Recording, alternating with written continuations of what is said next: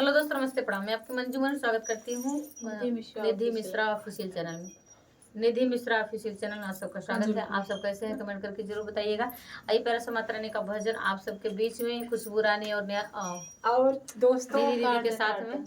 और जैसे पहले के गीत है बहुत अरे कहाँ पुराने झूमे डरिए तानी ताका न बलमु मारोरी, उसी लाइन में देवी माँ के पचरे आए सुनाते हैं।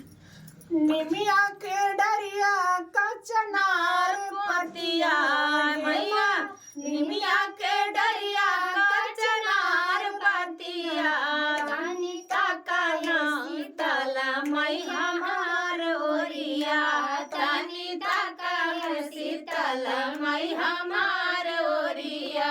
कैसे कीर्ता की हम तोहार ओरिया, कैसे कीर्ता की हम तोहार ओरिया, टूटा बिस्तर गया चुनारी की दरिया, तूता बिसर गयू चुनरी पूजत की दैया। निमिया के डरिया का चनार पतिया हे मई दरिया का चनार पतिया, तानी ताका हो दुर्गा मैं हमारी ओरिया, तानी ताका हो दुर्गा मई हमार ओरिया।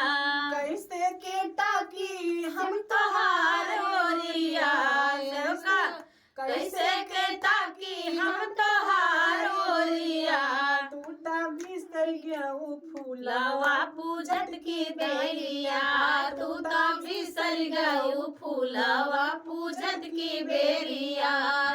निमिया के डरिया का चनार पतिया मैया, निमिया के डरिया का चनार पतिया, तानी ताका हो शीतला मई हमार ओरिया, तानी ताका हो शीतला मई हमार ओरिया।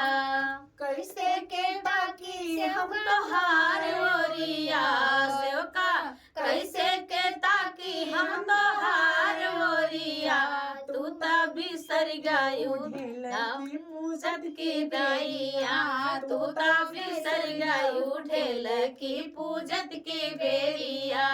निमिया के डरिया का चनार पतिया मैया, निमिया के डरिया का चनार पतिया, तानी ताका है भवानी मई हमार ओरिया, तानी ताका है भवानी मई हमार ओरिया।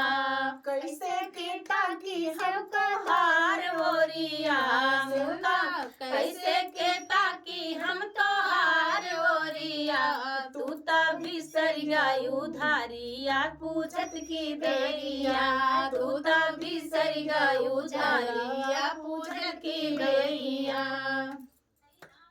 अगर अच्छा लगे तो जय माता दी जरूर लिखिएगा। फुलवा करके देखिए।